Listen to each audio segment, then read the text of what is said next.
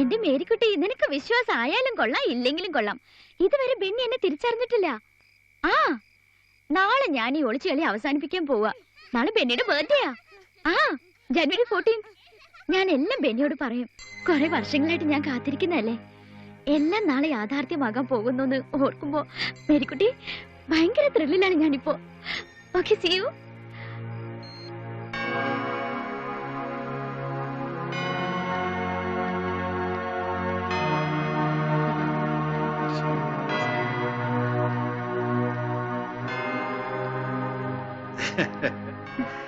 ഏതായാലും പുതിയ ചേച്ചിയെ കൂട്ടിന് കിട്ടിയ ശേഷം പള്ളിയിൽ വരണമെന്നും പ്രാർത്ഥിക്കണമെന്നൊക്കെ തോന്നി തുടങ്ങിയല്ലോ. സന്തോഷമായി. വിശേഷ ദിവസാ, അതുകൊണ്ടാണ് ഞങ്ങൾ പ്രാർത്ഥിക്കാൻ വന്നത്. എന്ത് വിശേഷം? ഹാപ്പി ബർത്ത്ഡേ ആണോ? എന്നിട്ട് ബർത്ത്ഡേക്കാരൻ എവിടെ? ചാച്ചനെ കാര്യം മറന്നിരിക്കുക. ആഹാ, അത് കൊള്ളാം. എന്നിട്ട് നിങ്ങൾ ചാച്ചനെ ഓർമ്മിപ്പിച്ചില്ലേ? പറയണം.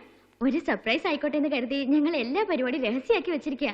ഇനി വീട്ടിൽ ചെന്നിട്ട് വേണം പൊട്ടിക്കാൻ. ഓ, അങ്ങനെ എങ്കിൽ നമുക്ക് ഈ ബർത്ത്ഡേ ഒന്ന് ആഘോഷിക്കണം. നിങ്ങൾ വിട്ടോ, ഞാൻ പറയാൻ വന്നേക്കാം.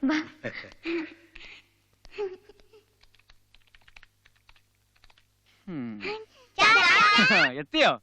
ശരിക്കും പ്രാർത്ഥിച്ചോ?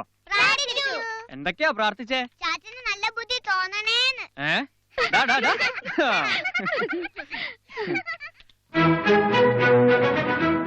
അതെ, പപ്പയ്ക്കും മമ്മിക്കും മെഴുകുതിരി കത്തിച്ചോ? കത്തിച്ചു. പള്ളിയിലെ ഫാദറിനെ കണ്ടോ? കണ്ടു. എന്നിട്ട് ഫാദർ എന്ത് പറഞ്ഞു? Happy birthday to you, happy birthday ചാച്ചൻ, happy birthday to you. Oh my God, January 14.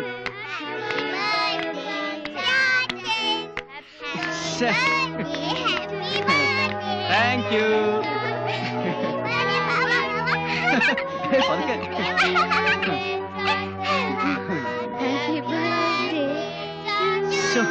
ഞാൻ ഈ ദിവസം അങ്ങ് മറന്നിരിക്കായിരുന്നു.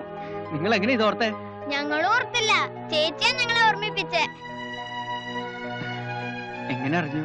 അത് ഞാൻ